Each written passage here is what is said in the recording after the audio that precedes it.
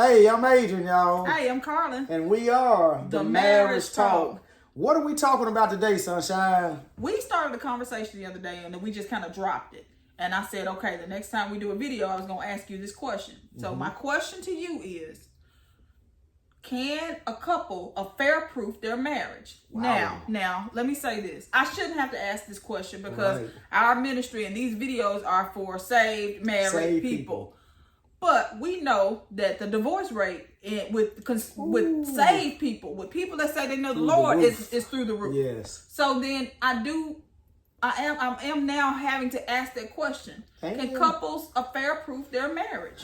I want to say also it's scary because when you married to somebody, I had I didn't even have an idea that, you know, some married couples are living on edge because they are afraid that their spouse may be cheating on them. Oh, yeah. We do know that the number one reason why a man would cheat on his wife is because he is not having enough sex. We know that.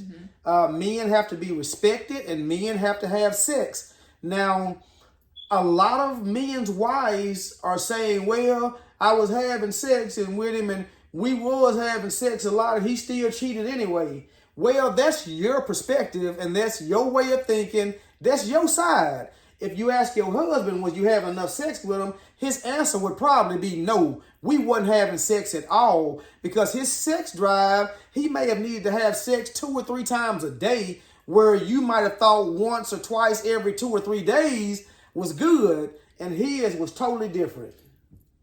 That's not fair. That may not be fair. How does she keep up with that? I don't know how I think they're going to have to come to a compromise and an agreement on that. And I think if they make some type of schedule like we discussed once before and stick to that agreement, I think he would be happy anyway. So let's go back. Are you saying, let me understand, let me see if I'm understanding you. You're saying for a woman, make sure that she respects him at all times. Yes. What does that mean? Because there was a time that I told you, you would say you're being disrespectful. I'm going, no, I'm not. Right. So your idea of respect and my idea of respect were 2 different things. So what does that mean? That means that you have to watch the things that is coming out of your mouth. I'm glad you think that's funny. Hey, women got to watch the stuff that's coming out of their mouth. Women have a way of saying things that men do not like. And we have selective hearing. So when we hear y'all say something, it may come off or you think it's coming off nice and it's not coming off nice at all. And you really, to be honest, just ticked your husband off with some stuff you said and didn't even mean to say it. So women have to be really, really careful about that. And I hate to put it that way, but that's the truth. But let's go back to this sex thing because I got to give some credit to your cousin. And one of my partners shared with me on the phone. Women, you cannot send a man outside the house with a loaded handgun and expect him to not one day use it. So, with that being said, if you are meeting your husband's sexual needs, I'm just going to be honest with you. He won't even have the desire to do nothing else with another woman. He won't be able to. He physically will not be able to because you've already took everything he had. If you can understand what I'm saying. So women, wives, you have to make sure that you are taking care of your husband's sexual need. I don't know how else to put it to you. Men are the number one predators on this earth. And the one thing that men are preying on is what? Women. Women, which equals sex. So all day long, a man's whole being is about trying to get with a woman and have sex because God told us to multiply, replenish the earth. And so there's such a strong desire in him to have sex, he can't help it. Right. A man cannot help it. And him getting together with his wife, coming together as one, brings him back together as one, just like God said. It gives him a sense of peace, a sense of solace, a sense of refuge, gives him a sense of security, and sex is consolation for a man. Does that make sense? Yeah. It's consoling. It's security. It's spiritual. It's not just physical. Men have to have sex. And we don't want to be begging for sex. We don't want to be touching and rubbing on you all night and you rolling over talking about not tonight. We don't want to be looking for it. We want you to come in sometime and make sure that sex is ready. Hello, somebody. Goodbye.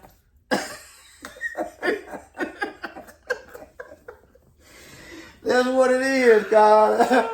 Man, you got me weak on that one, but that's the mentality of a man. I mean, that's so what you're it saying is. that really helps to a fair proof. It does. That helps. For a woman. Yes. And then the respect part, making sure that she watches what she says. Yes. Making sure that her tone is respectful, that is polite and kind at all times. Yeah. I got you. Watch your mouth, ladies, please. Don't. So let me say this for getting small. Let me speak on behalf of women because women cheat too. Okay.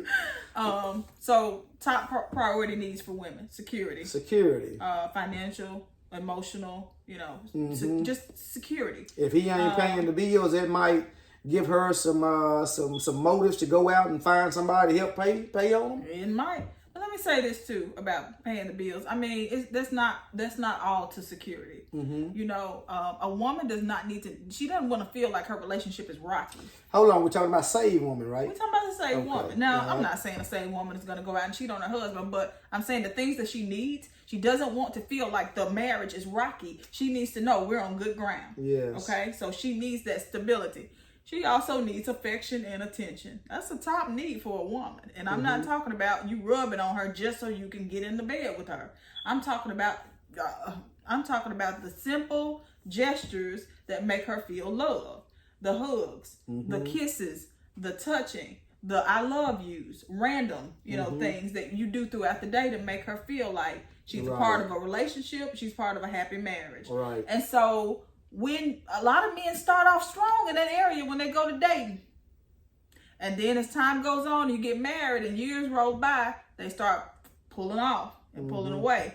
And I think both people do. I'm sure, but I'm just talking about women. You talked about men. Let me do this for women. And so the same intensity that you had in the beginning when you were really trying to get to know her and be with her and hug on her and all the different stuff, you got to kind of keep it up. Now, most reasonable people understand bills, life, jobs, children. It's a they lot. Come in. It comes in. It does. It changes but you things. Can't stop. Yeah. You can't stop doing those things. And so you want to, if a man wants to affair-proof his marriage and make sure that his wife is not sick, you got to meet her need for attention, security, affection. You got to meet those needs. That's fair. Yeah. Yeah, that's fair. That is fair. All right, y'all. Y'all got that? Till next time. Till next time. Be blessed.